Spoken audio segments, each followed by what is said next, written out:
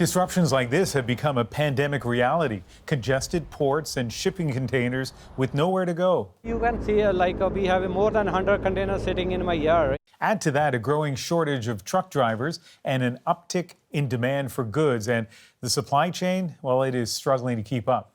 So tonight we wanted to go beyond the headlines with two people experiencing their own delays at their end of the supply chain. Marcelo Mastroianni is the sales manager at a Toyota dealership in Maple, Ontario. These days his lot looks like this. This entire row is usually filled with cars.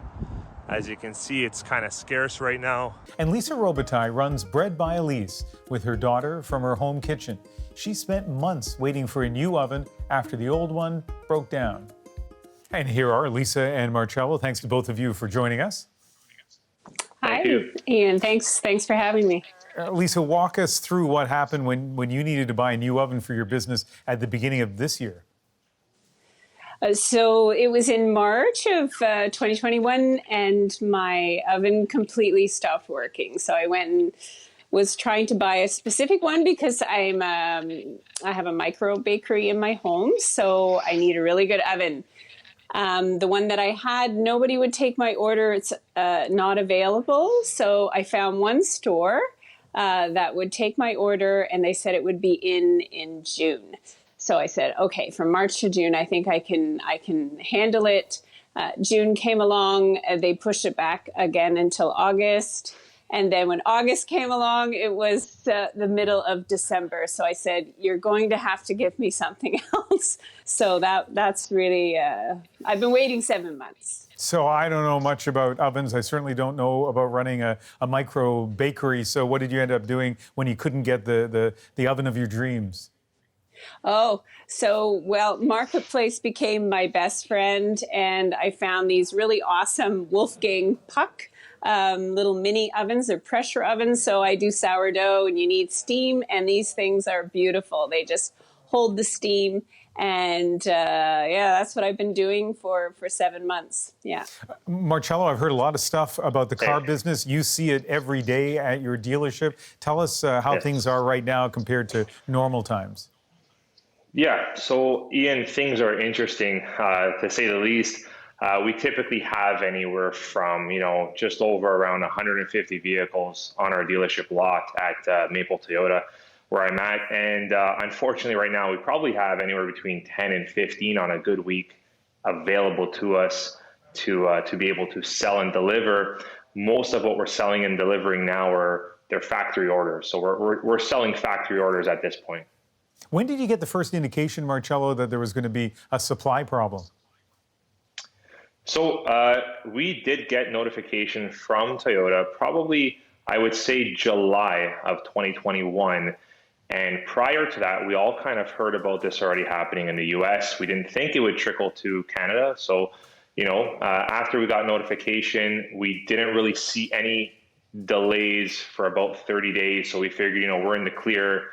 And then probably around August is when we noticed, there's vehicles in our system with build dates that haven't gotten built yet. So probably right around August is when it really hit home.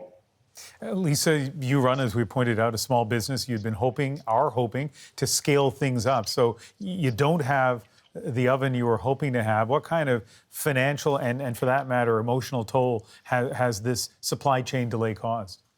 Yeah, so financially, it's been a big burden. I was starting a new business, Bread by Elise, and, people wanted the sourdough, but I couldn't really produce a lot. So on top of starting a new business, it's always really a struggle at the beginning, but this really took its toll. It was really quite discouraging, to say the least, yeah.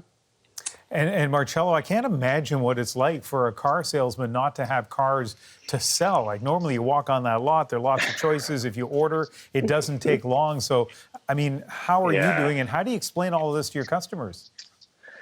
So it's interesting. So luckily we do have some vehicles on our lot that are available to show a customer. They're for the most part all sold. So we are at least able to show the vehicle to the customer before they get delivered and sell off of that.